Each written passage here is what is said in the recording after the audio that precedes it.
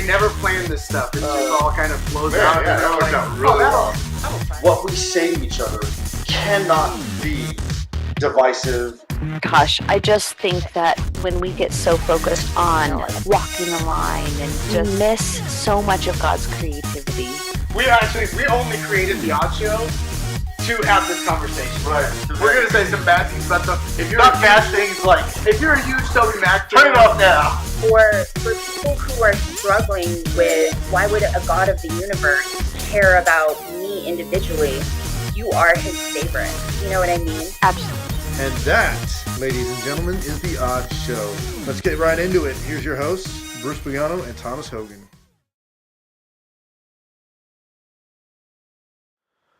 Hey guys, so last week we talked with Heather Goodman about in vitro fertilization, but mostly we talked about singleness and kind of the process leading up to the decision for in vitro. So this week we just want to continue that conversation. It's about the same length, and it's really going to focus on the part of in vitro fertilization, like the process of it and what it is, and then some myths and facts, especially in context of a Christian worldview. So I hope you enjoy the show. Again, always love your questions and input. So enjoy the show and let us know what you think. Thanks. Stay on. In order for him to actually be a genetic father to my children, they had to put him to sleep, and they had to make a small incision in his testicles and then withdraw sperm out of his testicles and epididymis. And then that sperm is immature. It can't actually do anything. Right. But it has the genetic material to father a child. So then I had to go through the process of IVF. We did 4 cycles where they gave me all these hormone injections and then 4 surgeries to withdraw eggs from my ovaries. And then under a microscope, they can take one of those immature sperms and place it right inside the egg and fertilize the egg. Oh, wow. Yeah, it's pretty amazing. And I'm one of these people that just loves technology. I think God is responsible for every major technological breakthrough. Like, that's my spiritual viewpoint on the matter. I agree.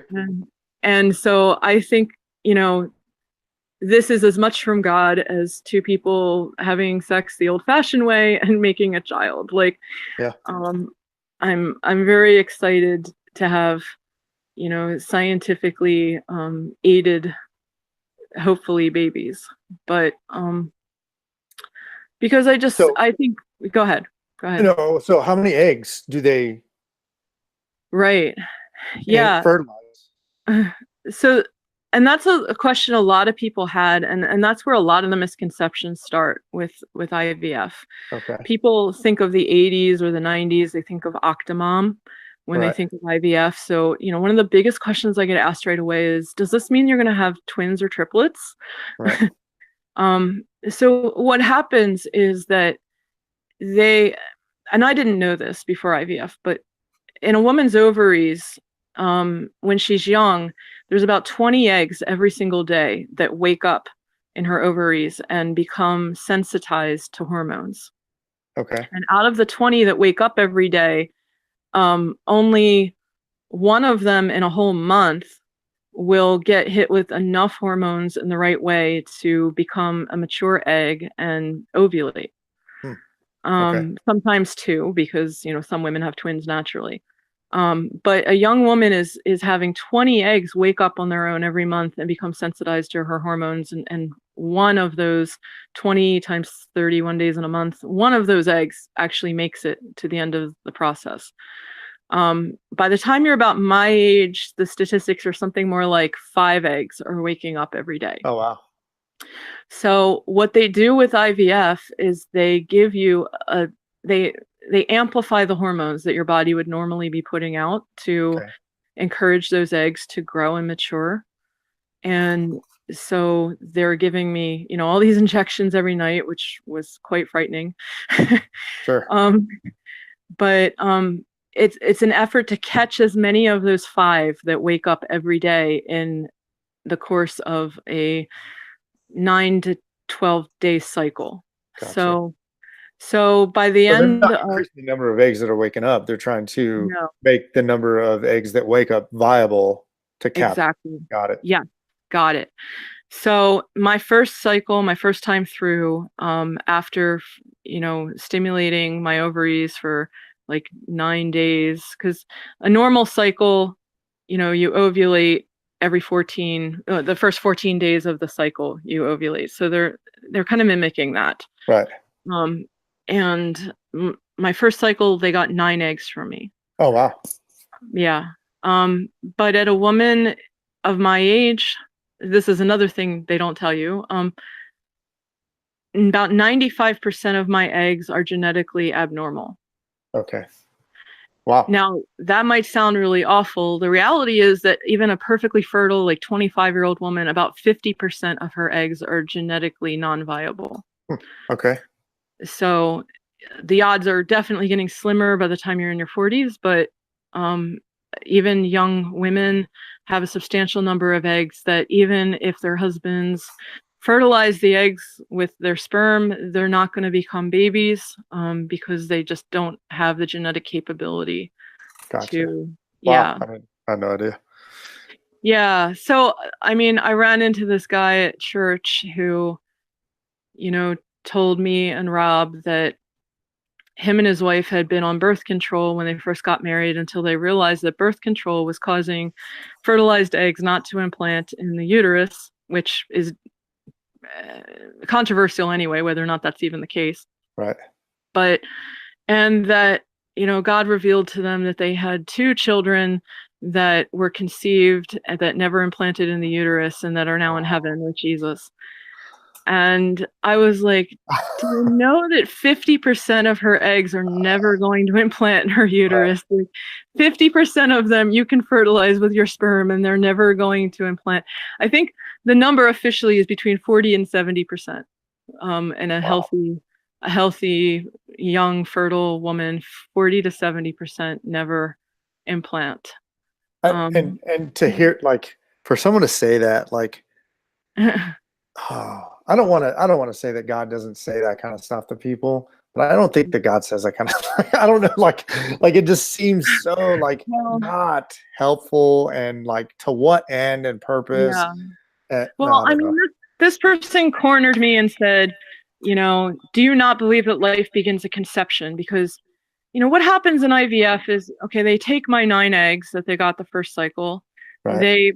They attempted to fertilize all of them with my husband's sperm. With that first cycle, only 7 of the 9 they got were mature enough eggs to work with. Out of the 7 they got, only 6 fertilized. And then with IVF, those 6 fertilized eggs grow in a petri dish for 5 days, that mimics what goes on in the fallopian tubes of a woman as the egg will, is fertilized in the fallopian tubes and then will travel down the fallopian tube before hopefully embedding in the uterus. So this couple approached you not in a like, hey, here's our testimony, we just want to share it, but in a, hey, I need you to understand this so that you can feel conviction about what you're doing. Yeah, they actually said to us, how many babies need to die for you to have children? Oh, wow. And what they meant was that every one of those fertilized eggs in their mind was a baby that we were now killing because it was in that 5-day process, the fertilized egg is now an embryo and it has to grow for 5 days in a petri dish before it's ready for implantation into the woman. Sometimes it's 3 days, but nowadays it's usually 5 that they'll go for. Gotcha. And a lot of them won't make it. Out of our 6 embryos that first cycle, by the end of the 5 days, only 2 were still alive. Okay. And so, my small group knew about this and they're praying for them to be alive because I want them alive. I want to be impregnated with them. But, he was like, you're killing them in the laboratory. And I'm like, no, I'm not. Like, there's no real difference between them growing in the laboratory versus what they would do in your body anyway. Right.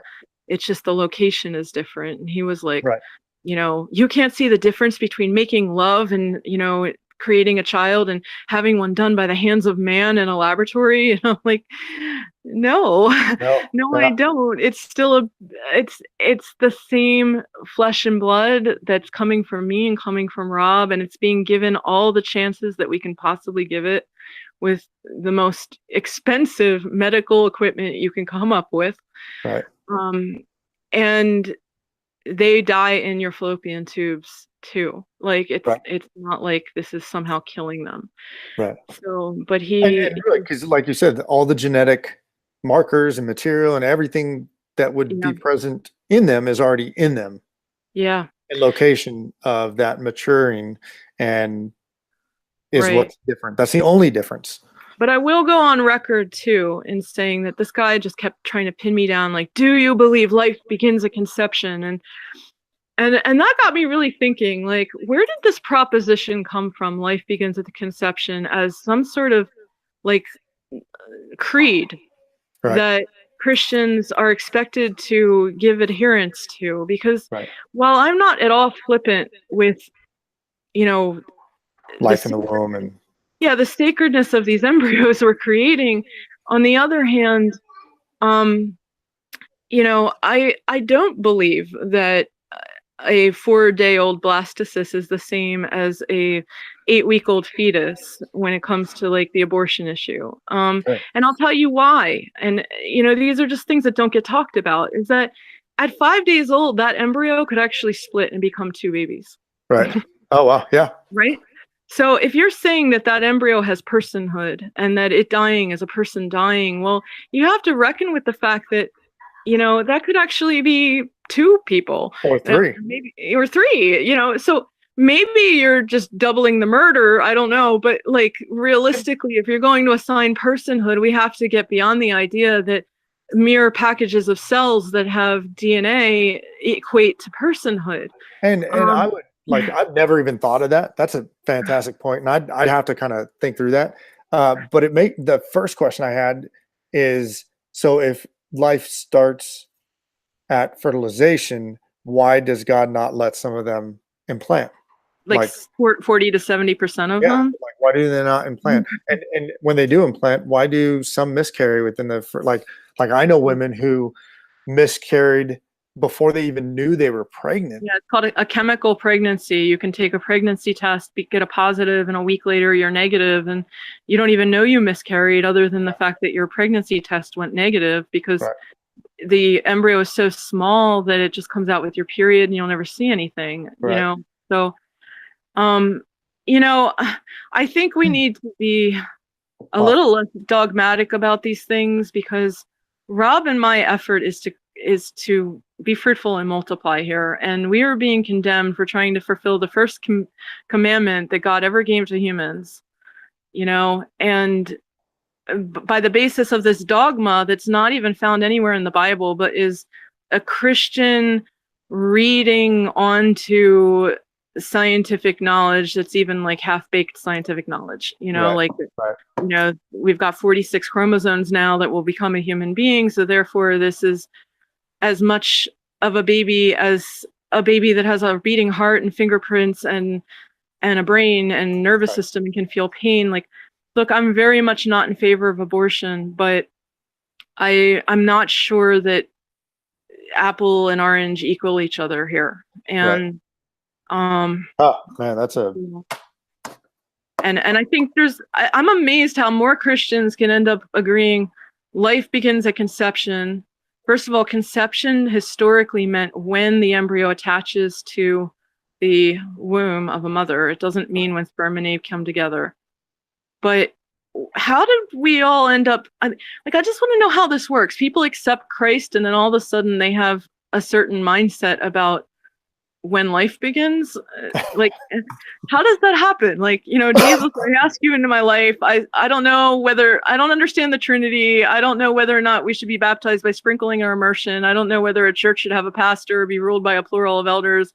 And, I don't know whether or not Jesus is present in communion or whether or not he's, just represented in communion. There's so many doctrines that none of us will ever agree on. But suddenly, the minute you accept Christ, everyone's just expected to know that the minute sperm and egg We're come alive. together.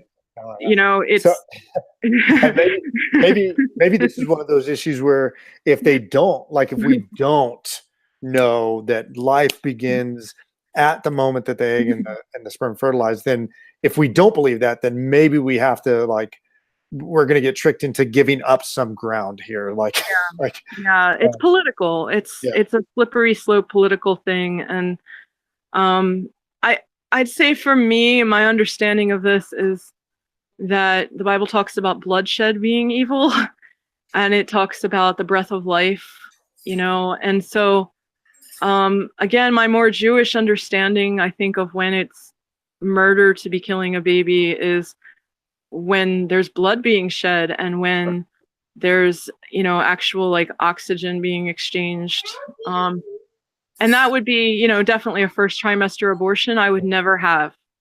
Hold on a But second. can I be okay with a little undifferentiated means there's not a single skin cell there's not a single brain cell, there's not a single heart cell, there's not a single blood cell. Undifferentiated cells mean that they have no distinct function yet whatsoever, Right. and and that's why they can still split and become twins at the age of 5 days in the laboratory. So I mean, I don't have that kind of conscience towards them. I want all of them to live because I want them to be my babies. Right. So after after the implant or the fertilization, and then they grow for 5 days, then they're frozen. Or you could be impregnated with them right away, but it's actually better if they're frozen. How many made it through what'd you say? 2 or 3? Right. So I'll be even more controversial. A lot of my friends have talked about not wanting to do IVF because of embryos being discarded, and how they're, terrified that their tissue would be, used in that way. They don't want any of their embryos to be killed. And I think, there's some sort of misconception there too, because you have to sign so much paperwork when you begin this process as to exactly how those embryos will be handled in all situations. Okay. If you and your spouse die, the paperwork covers where those embryos are going to go or what's going to happen to them.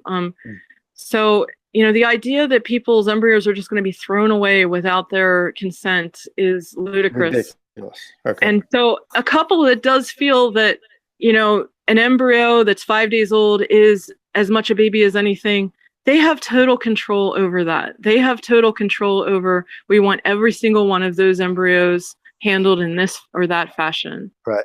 And they can do what they want with them. That's awesome. As for me, I've opted to have my embryos genetically tested because I am 43 years old. Okay. And I feel it's irresponsible to bring a child with severe disabilities into the world before they're even breathing. If I was in my first trimester and I did amniocentesis and found out I had a child with severe disabilities, I would bring them to term and I would love them and raise them. Right. Because I'm not going to kill a child in the first trimester. Right. But at this stage of the game, because I don't believe that they're a person yet, I'm okay with testing. And I feel like it's the most responsible thing to do to test to make sure that they're viable. Fair enough. So I would imagine met with lots of prayer, discussion between your husband, maybe counsel, I don't know, but deep consideration and potentially and tell me I'm wrong, but my impression just based on our conversation is this is not something that you were like, no, let's just do this. No. Yeah, we talked and prayed about it a lot. And my husband already has a child with intense special needs. He was married before his marriage ended on what you could term a biblically appropriate rationale for remarriage. I was very concerned about marrying someone and making myself to be an adulteress, as Jesus said. Right. But I'm very convinced that his marriage ended with enough justification that that's not the case. Okay. But he and his wife had adopted a child, and she is mentally retarded and has pretty severe autistic issues. And she's in her 30s. And, already having seen him, raise a child with that amount of disabilities, we had a lot of ethical issues to consider because he very much, supports the right of his daughter to, have equal rights with everyone else on this planet, and, very much sees her as a worthwhile human being. But we also had to talk about, whether or not we wanted to, go ahead and have a child with severe disabilities when we can know at this point in time which of the embryos are healthy and which ones aren't. Yeah. And that doesn't mean that we couldn't have a child with disabilities. We could. We still could have a child with autism or, MR or anything like that. But the severe disabilities that result from having the wrong number of chromosomes, those can be ruled out right now. And realistically, most of those embryos do not become infants, do not become babies anyway. They don't implant in the womb. So you're paying like $4,000 every time you go in for a transfer of an embryo into your womb. And so that's another consideration. Do you want the best shot at it with the embryos that have shown that they're genetically normal? And we felt after all those considerations that we wanted to test and know what the status of those embryos are. So that is not a decision that I could see a lot of conservative Christians making. Sure. And I want those people to know that you don't have to do it that way. If you're struggling with infertility, you can have IVF and use every single embryo that's created. And your clinic, you can have those conversations ahead of time and make sure your clinic will allow that before you work with that clinic. Gotcha. So how many embryos did you end up having? We have 2 that are genetically normal. Gotcha. We have one. And so we have one. Well, we have one that's known as a genetic mosaic, which we will use. A mosaic is an embryo where some of the cells tested normal and some of the cells tested abnormal. Okay. And generally, mosaics do not become pregnancies, but when they do, they're generally healthy. Okay. So we have what I refer to as 2.5 chances because we have 2 normals and 1 mosaic, and the 2 normals are rated at a 60% odds of becoming a pregnancy. Okay. The mosaic is rated at a 20% odds of becoming a pregnancy. So that's pretty scary after 4 rounds of IVF to only have really like 2.5 chances of having a pregnancy. Right. Yeah. Going into it, you spend all this money, and some women end up with no embryos at the end of it. Oh, man. Yeah. So I just had my first embryo put in about a week ago, and tomorrow I go for my pregnancy test to find out if I'm pregnant or not. So, which by the time this airs, we will know. Yeah. I mean, you will know. You will know. I mean, we may not know, but you will know. At this point, it would be a surprise if I am pregnant, because the home pregnancy tests so far have come up negative. Okay. But we'll be praying. Yeah. Thank you. So big question, because and I remember that you typed out. I remember on Facebook you typed out this big long thing that was like, here's some myths and some truths about those myths. About IVF, and it was this pretty long list. It was this pretty significant list. So I don't know if it's possible, but I would love to be able to, like, if you emailed me that and I could make it into a PDF and attach it to our show. Sure. If that's something that you'd be willing to do, that'd be awesome. Yeah, that'd be awesome. So that way people could at least print out an information sheet, like myth fact information sheet. But what happens to the other ones? Like, say this embryo is viable, you become pregnant. Now you have 2 other embryos. One other embryo. You mean the one that is right now that has a slim chance of giving me a positive pregnancy test as a doctor? Yeah. Then I have 2 others. Well, I mean, Rob and I would love to have 3 children. Right. So, we would love for all 3 of them to be pregnancies. No, we know going into it just statistically that that's a really long shot, that the odds of that happening were really slim. So I don't think either of us is holding our breath for that. But we would have loved for all three of them to be our children, because that's the thing with IVF is that you have finite chances. Like when you're having sex the normal way, trying to get pregnant, if 1 month you come up, you're not pregnant, you can just try again and again and again and again and again. And not to minimize people who are struggling. Right. Like so me and my wife went like, and this, like, I'm not putting this on the same level at all, but Sure. we went a year and a half trying to get pregnant and did all the temperatures and did all the stuff, and it didn't happen. And then we went and saw a doctor, and he used this stupid I word and was just like, look, you're infertility. And we were just like, oh, like you haven't even done any tests yet. So like, not to minimize that situation, but it is this, like, you can try again. Like you guys have how many shots? Yeah. I mean, you know, if somehow we could find money somewhere, maybe we'd have more shots at it. Yeah. But the loan that we took out for this is double my student loan to get through college. Wow. And so, to be back at that point financially is pretty daunting at the beginning of our marriage. And,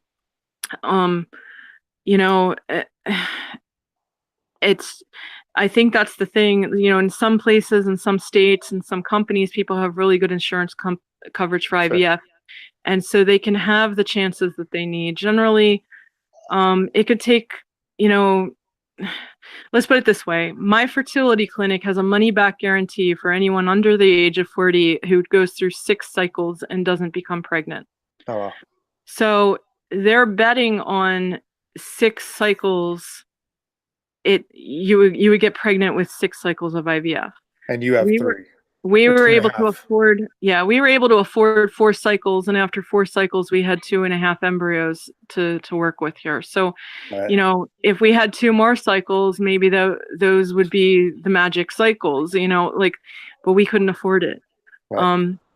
So, that's when somebody's undergoing IVF, that's what's going on. And I think, I think one of the things I've said on my page is that what happens usually in this conversation, thankfully you didn't do it, but within 1 minute of talking about it, immediately someone will say, well, have you considered perhaps adopting? Oh, yeah.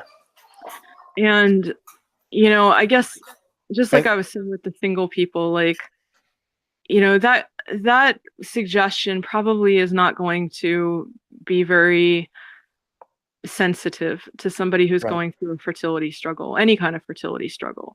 And my thought, like the reason why that question wasn't asked is I just assumed, well, they're doing IVF because they want to do IVF, and they've probably considered adoption, and this is the decision they made. So to me, just personally in my head, that's a silly question to ask. Like, well, what about adoption? Well, no, I mean, you're paying this significant amount of money, this large sum of money, for the chance to get pregnant with your guys' own baby. I gotta believe that you probably had that discussion. Yeah, I mean, I think the adoption discussion is, kudos to you, first of all, because your thought process is what I would hope that most people's thought process would be, that, if this couple wanted to adopt, they'd be talking about adoption. Right. And I think there's sort of this mythology that, people don't think through, that adoption is somehow this really easy thing for people to go do. Right. Whereas, first of all, getting an infant is, next to impossible. It probably costs almost as much as what we've just spent for IVF. And there's all sorts of ethical issues with adopting infants from other countries. I've been to some other countries, and a lot of those infants actually still have parents. They've been put into, orphanages because at the moment the mom couldn't feed them. There's all sorts of issues with overseas adoptions. I'm not saying people shouldn't do them. I'm just saying they're not an easy thing to do. Not as easy as you think it is. Right. And so I think the people that adopt do it because they really want that. Like, their heart is wooed by the idea of going and taking a child who is growing up without parents And, there's something that tugs at their heartstrings. It tugs at my heartstrings, honestly.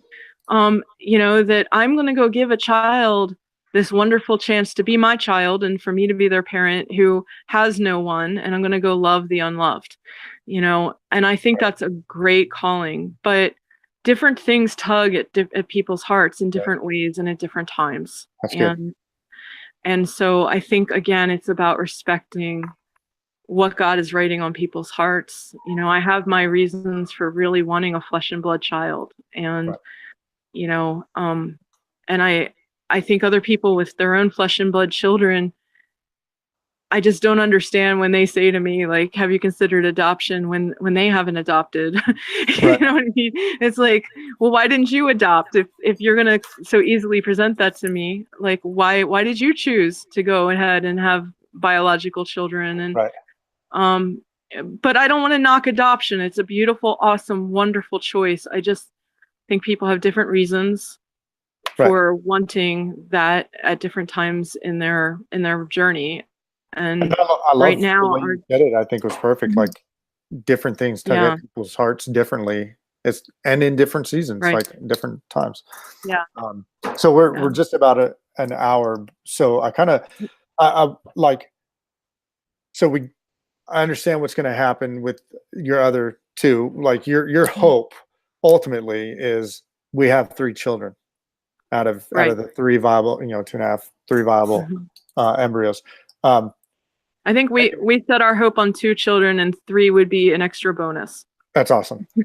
Yeah. So you're going to use, like what, maybe quickly you could just be like, what other options would people have if they were like, okay, we came out with 4 viable embryos or 6 viable embryos or whatever. And 2, we had 2, and now we're like 4 years in. We still have 4 frozen embryos. We don't want any more kids. Like we thought that we would. We're happy with 2. We don't know what to do. What other options are there? Maybe we can talk about that real quick, and then just sure. Yeah. Well, first of all, I mean, I think you can be responsible with the number of embryos that you're creating. Okay. Like if we had created 4 up front in the very first cycle, I don't think we would have just gone on and had, like 3 more cycles. Okay. Because, we would have had such great odds at that point in time that there would have been no reason to just keep making them. Right. You know what I mean? Right. Sure. So I think when you're looking at, people having leftovers, like embryos that they don't want to use, you're generally talking about someone that's a lot younger than me. So probably like the idea of leftover embryos is probably, it sounds like probably not even the most realistic scenario. Yeah, seriously. Okay. Especially once you get above like 35 and pushing into 40s, like unless a woman has PCOS where she's making like 60 eggs in her ovaries per month or something crazy like that, like you're really praying and hoping with each cycle that you get even one viable embryo out of the cycle. And so that's a huge myth right there, that like it's not like there's all these women with all these leftover embryos and they're just like, do whatever. There are, but it's more like when they're 27 doing this and they've got PCOS, and so generally it's like you went through one cycle and suddenly you've got 25 embryos or something. And that's a discussion to be had with your clinic as to how they're going to handle that many eggs coming from you. But generally the women that I'm in numerous support groups for IVF online. There are dozens of support groups with thousands of women in each of them, and we all discuss everything. And it's definitely not the usual thing that we see women dealing with having too many. Usually they don't have enough. So now, I know where you're going with that, though. If a woman does have more embryos than what she wants to use, she has a lot of choices with them. And, I guess the less pro-life version is to discard them. The clinics will ask you if you want to donate them to medical research. because they're always trying to improve their odds of, you know, of them working. So, you know, that's your choice right up front. Will you donate them to science, or will you, you know, just want them discarded? If neither of those options are bearable to a couple, then you get into, there's a lot of organizations out there that specialize in helping couples donate their embryos to other couples that Okay. want that. And in some ways, getting a donated embryo is an easier option than even adopting a child,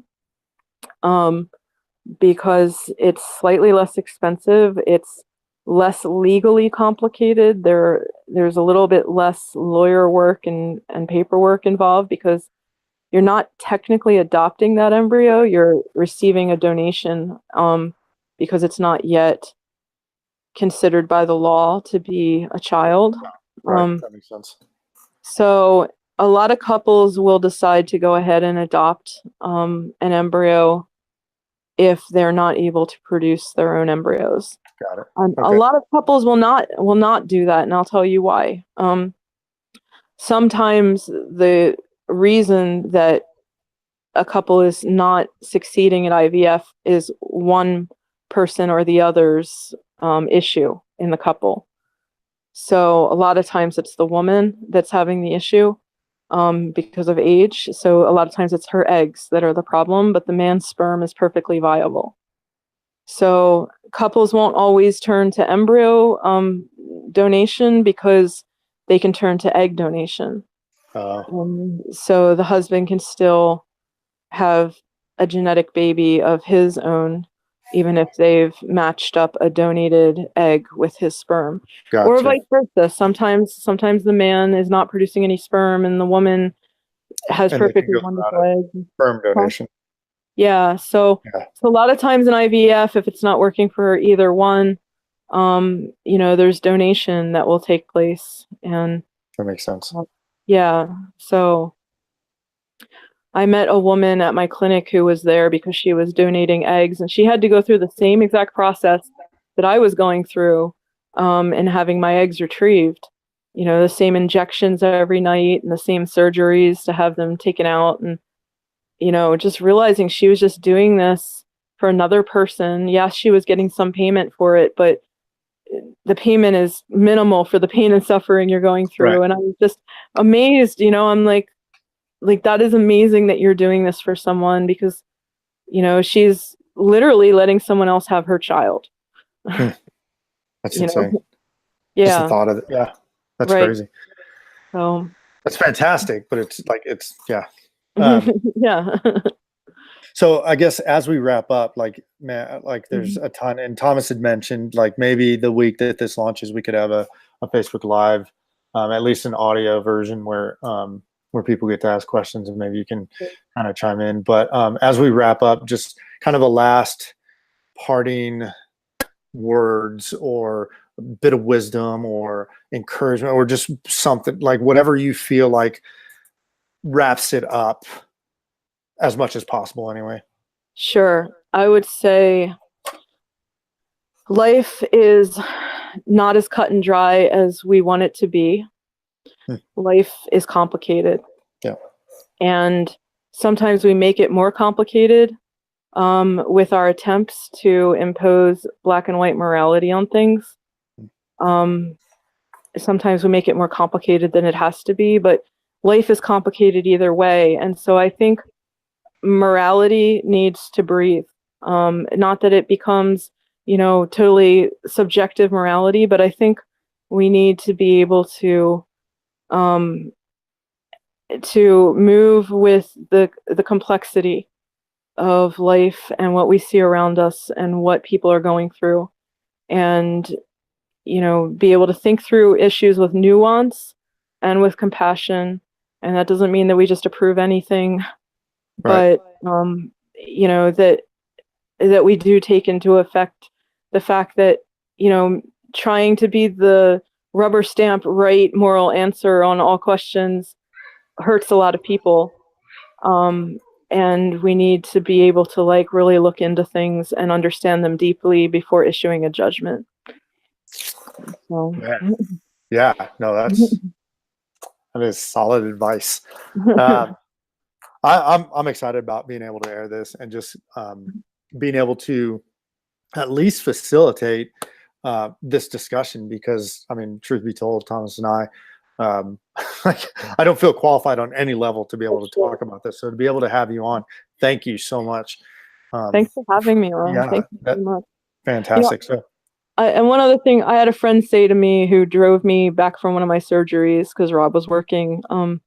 She said, I don't know anyone else who's done this, who's had IVF. And I said, realistically, you actually probably do.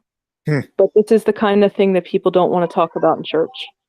Wow. And so you probably know people that have had all sorts of fertility interventions, but have just never told you.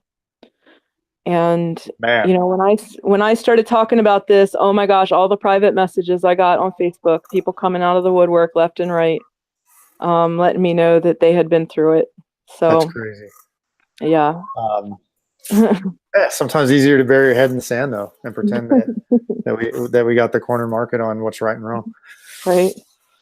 Well, thanks so much for joining us, and thank you for all of your wisdom and perspective, and just being vulnerable and open, because this is like you're right. People don't talk about this, and the idea that someone's willing to come on and just be like, "But here it is. Like, this is all of it, and this is what's true and real, and this is the stuff I struggled through." Not easy on any level. Not easy, Right. Especially with people you've never actually talked with before. So thank you. Thanks for letting me blab on your show for a long time. No, that's fantastic. So audience, we would love opinions, and we'd love the engagement in the conversation. Heather, do you blog anywhere about the stuff in the Middle East or about this stuff, or is it all on your Facebook page? I do have a blog. My blog tends to be more like just theological topics and personal experiences.